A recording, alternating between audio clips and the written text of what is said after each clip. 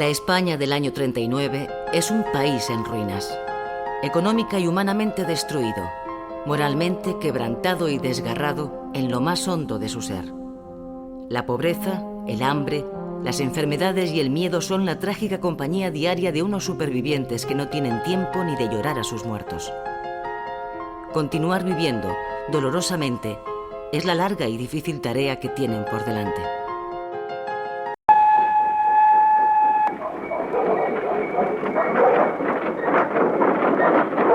¡Preparados! ¡Venga, prisa! ¡Aquí! ¡Cuidado, que me tiro! La dramática escasez de alimentos en la España de posguerra hace florecer un colosal tráfico ilegal de víveres. Es el llamado extraperlo que abastece el mercado negro. Nada más acabar la guerra, el Estado ha implantado el racionamiento para tratar de garantizar la pura supervivencia de la población. Pero los más pudientes acuden al mercado negro para completar esas cantidades mínimas de alimentos que se pueden obtener con la cartilla de racionamiento. La lucha contra el hambre y la miseria es el afán primordial de los españoles de los años 40. La pésima alimentación y las ínfimas condiciones de vida provocarán durante toda la década una gran mortandad a causa del tifus y la tuberculosis.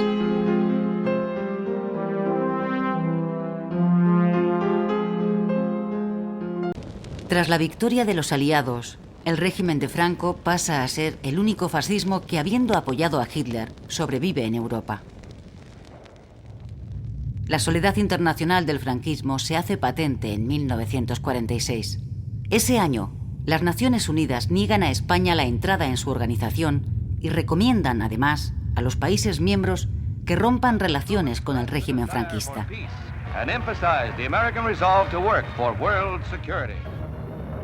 Inmediatamente, los embajadores abandonan uno tras otro Madrid.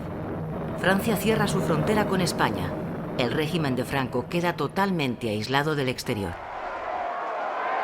El problema de la falta de alimentos se hace dramático a causa de la sequía que devasta el campo español durante los años 44, 45 y 46, los más secos del siglo. La pertinaz sequía es la recurrente expresión que utiliza el régimen para justificar la escasez de pan. La falta de trigo en una situación de aislamiento internacional endurece el racionamiento. El extraperlo se generaliza y los precios se doblan en pocos meses, pero los salarios permanecen estables.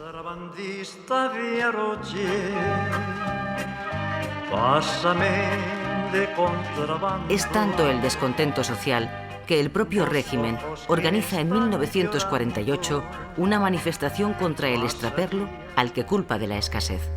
El sueño económico del franquismo había sido desde el final de la guerra conseguir el autoabastecimiento. Su pretensión era que el país fuera capaz de producir todo lo necesario para la vida y la industria nacional sin necesidad de realizar intercambios con el exterior, es decir, la autarquía. A comienzos de los años 40, el gobierno pone en marcha el Instituto Nacional de Industria, el INI, con el fin de impulsar desde el propio Estado la industrialización de España.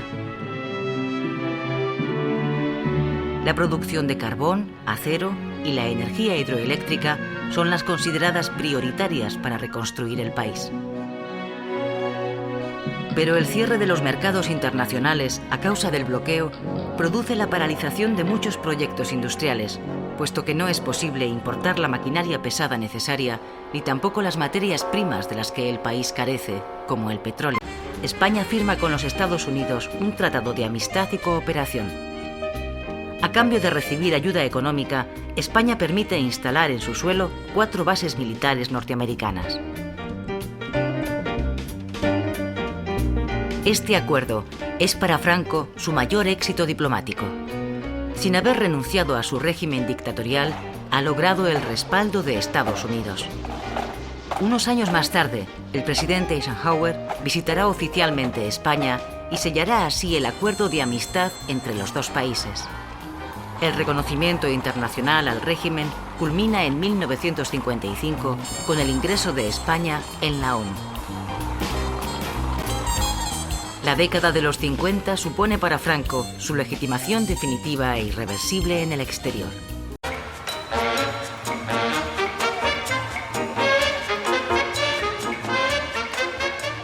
Los años 50 traen a los españoles la esperanza de que acaben, después de tantos años, el hambre y las penurias. Esa esperanza se cumplirá a mitad de la década, cuando España recupere por fin el mismo nivel de vida que disfrutaba antes de la guerra. En 1952 desaparecen las cartillas de racionamiento y el racionamiento de los alimentos de primera necesidad. Ya se puede comprar libremente pan.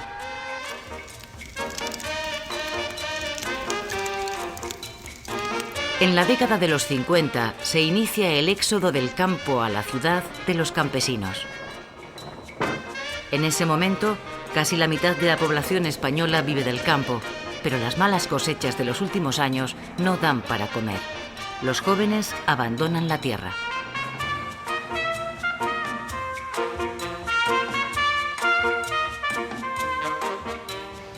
En 2017, España está al borde de la bancarrota. La política económica basada en la autarquía está estrangulando al país. Ya no quedan divisas, ni siquiera para importar las materias primas imprescindibles para la actividad industrial. Franco se ve obligado entonces a cambiar el gobierno para reforzar el área económica. Técnicos católicos, miembros del Opus Dei, se hacen cargo de las carteras económicas. Son los llamados tecnócratas. El agravamiento de la situación obliga a Franco a dar un giro radical a su política económica. En 1959, y muy a su pesar, aprueba un plan de estabilización. A partir de entonces, la economía española se liberaliza.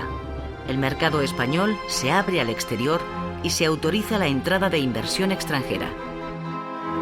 La peseta sufre una de las mayores devaluaciones de su historia y pierde casi la mitad de su valor.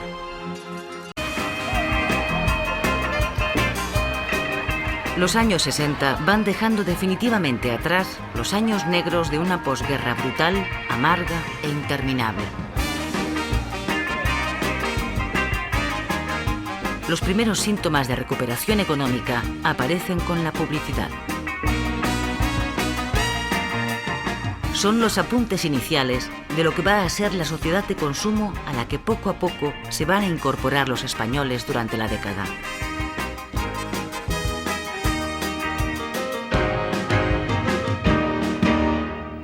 Ya no queda nada.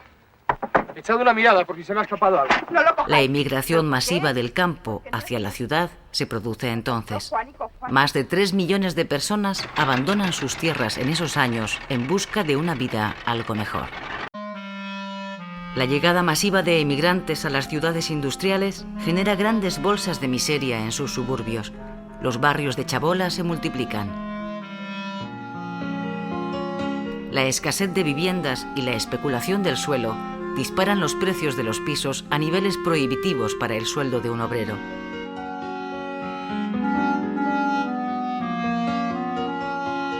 Las reformas en las empresas y los ajustes de plantilla incrementan el desempleo. Las horas extraordinarias que suponían un complemento imprescindible del salario de muchos españoles desaparecen. El aumento del número de parados fuerza al gobierno a implantar el subsidio de paro, que hasta entonces no existía.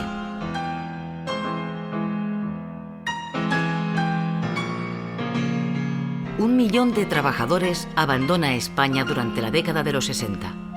Emigran a los países industrializados de Europa, Francia, Alemania, Suiza. Una parte importante del desarrollo económico español de esos años se va a financiar con las divisas que envían a su casa los emigrantes. El plan de estabilización consigue producir en los años 60 un espectacular desarrollo económico. Durante toda esta década, España mantiene un crecimiento medio anual del 7%.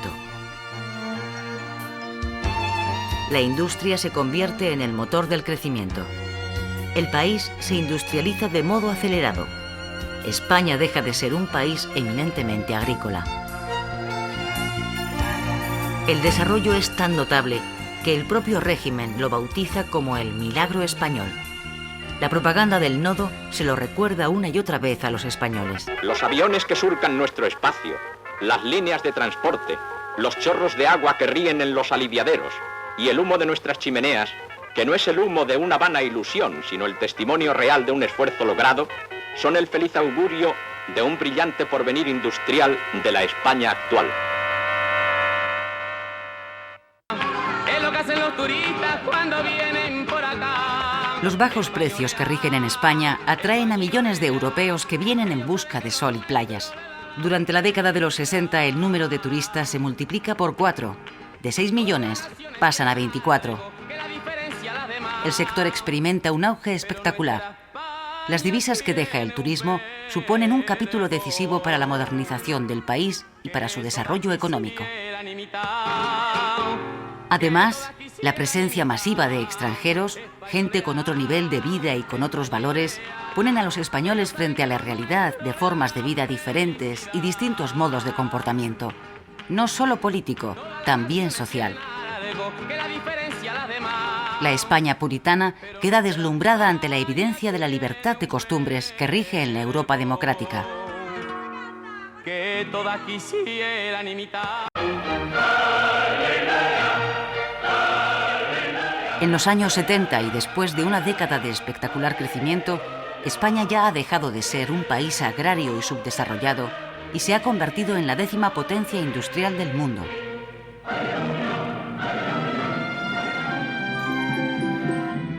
La renta per cápita de los españoles, que supera por entonces los $1.000, produce como consecuencia la aparición de una sociedad urbana y moderna con un alto grado de consumo.